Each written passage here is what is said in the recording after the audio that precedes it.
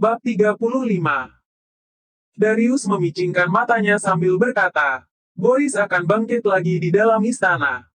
Boris Linardi adalah kepala keluarga Linardi, sekaligus ayah Wulan.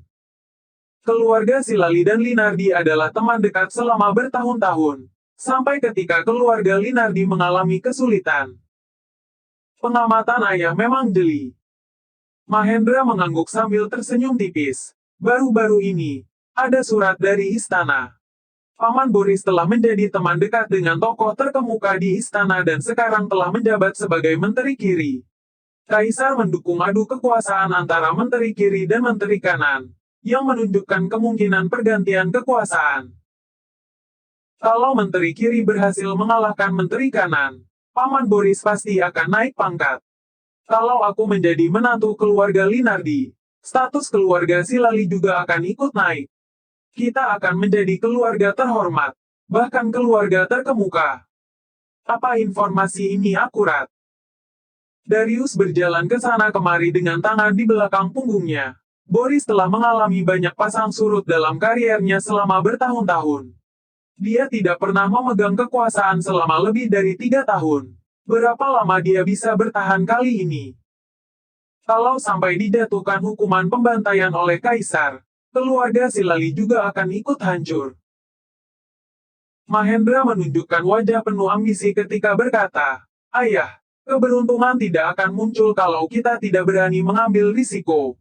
Kalau Anda ingin memimpin keluarga Silal menjadi keluarga terhormat dan terkemuka, kita harus berani mengambil risiko. Darius menghela napas dan berkata, keluarga Linardi telah mengalami kesulitan berulang kali dan keluarga Silali sudah menjauh dengan mereka.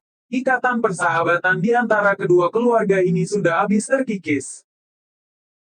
Kalau kamu berhasil mendapatkan Wulan, keluarga Linardi pasti tidak akan menolakmu karena mereka sangat peduli terhadap Wulan. Tapi, yang menjadi pertanyaan adalah, apakah Wulan akan setuju kalau kamu menghabisi orang itu? Kalau Wulan benar-benar ingin pulang, sedari awal keluarga Lindra pasti sudah menjemputnya. Saat itu, dia memang tidak mau pulang. Tapi, sekarang dia pasti sudah berubah pikiran. Oh, Mahendra bergumam. Aku sudah mencari tahu. Orang itu sering menyiksanya. Wulan selalu menangis setiap hari. Jadi mana mungkin Wulan tidak ingin lepas dari kondisi menyedihkan seperti ini. Lagi pula, kalau orang itu sudah tidak ada, Wulan pasti tetap akan menerimaku. Kami sudah berteman sejak kecil, dia pasti tidak akan menolakku. Baiklah, laksanakan saja sesuai rencanamu. Darius menambahkan, kamu adalah keturunan keluarga Silali yang berbakat, jadi kamu harus pandai menjaga reputasimu.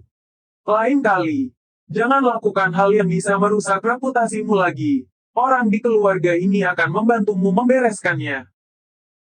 Selama 3 hari berturut-turut, pintu toko besi keluarga Salim tertutup rapat.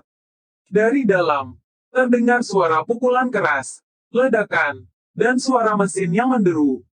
Namun, tak ada seorang pun yang tahu apa yang sedang berlangsung di dalam sana. Plak! Wira melemparkan segenggam lumpur ke atas batu. Wira! Aku menghabiskan waktu seharian dan uang 30.000 gabak untuk membelikanmu sekantong batu grafit, segerobak tanah liat, sekantong batu kuarsa, sebuah tong, dan sebuah gerobak batu lilin kuning. Ayah menghabiskan 5 kantong batu bara dan bekerja keras selama 2 hari untuk membakar batu lilin kuning dan kuarsa untukmu. Dodi sampai kelelahan mendorong. Penggilingan selama 3 hari untuk menggiling semua bahan ini menjadi bubuk. Kamu malah bermain lumpur di sini. Apa kamu tidak merasa bersalah pada kami bertiga? Dasar sepupu pecundang. Lestari berkacak pinggang. Dadanya bergerak naik turun. Wajahnya bersemu merah. Dan matanya yang besar memandang tajam ke arah Wira yang sedang bermain dengan lumpur. Pamannya, Suryadi, berkata dengan ekspresi serius. Lestari, kenapa kamu berbicara seperti itu pada sepupumu? Wira pasti punya alasannya tersendiri untuk bermain lumpur. Jangan ganggu dia. Sejak kejadian Wira mencampurkan lumpur kuning ke dalam gula merah dan mendapatkan gula putih, Dia merasa bahwa setiap gerakan keponakannya ini memiliki makna yang lebih dalam. Dodi, yang paling lelah dalam 3 hari terakhir, juga berusaha meyakinkan, Kak Lestari, kita harus percaya pada Kak Wira. Alasannya bermain lumpur pasti berbeda dengan orang lain. Ya, memang berbeda. Orang lain bermain lumpur tidak perlu menghabiskan uang sepeser pun. Sementara dia, tanpa menghitung upah tenaga kerja sekalipun, hanya berbagai bahan ini saja sudah menghabiskan hampir 50.000 gabak.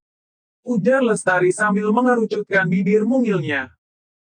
Awalnya, setelah kelima bahan tersebut dihaluskan menjadi bubuk, dia juga mengira Wira akan membuat sesuatu. Namun, ternyata Wira malah hanya bermain lumpur di sini sepanjang hari.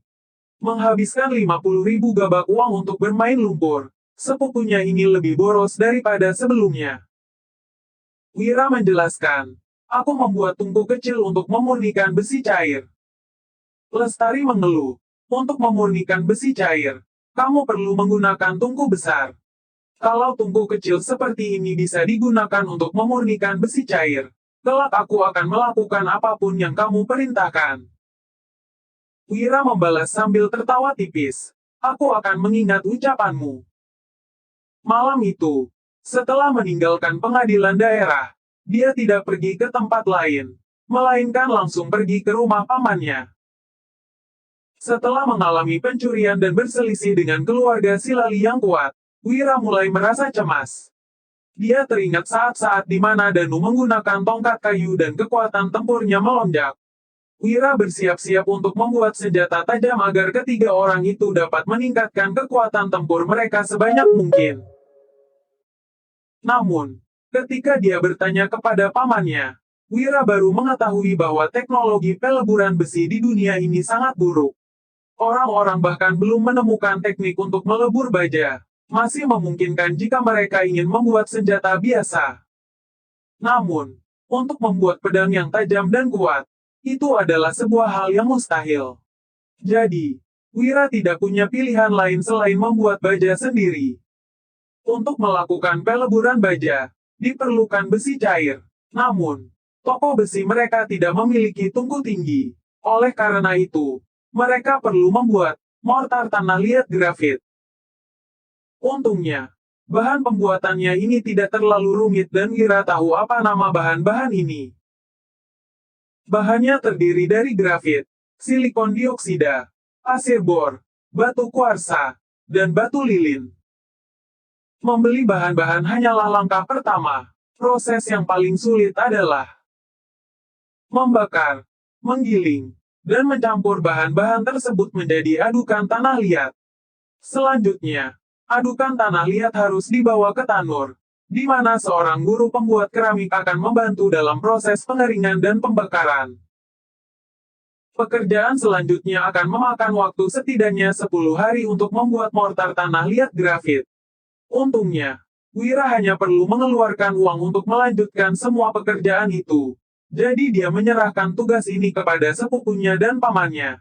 Sambil menyeret tubuhnya yang lelah, Wira meninggalkan toko besi keluarga Salim.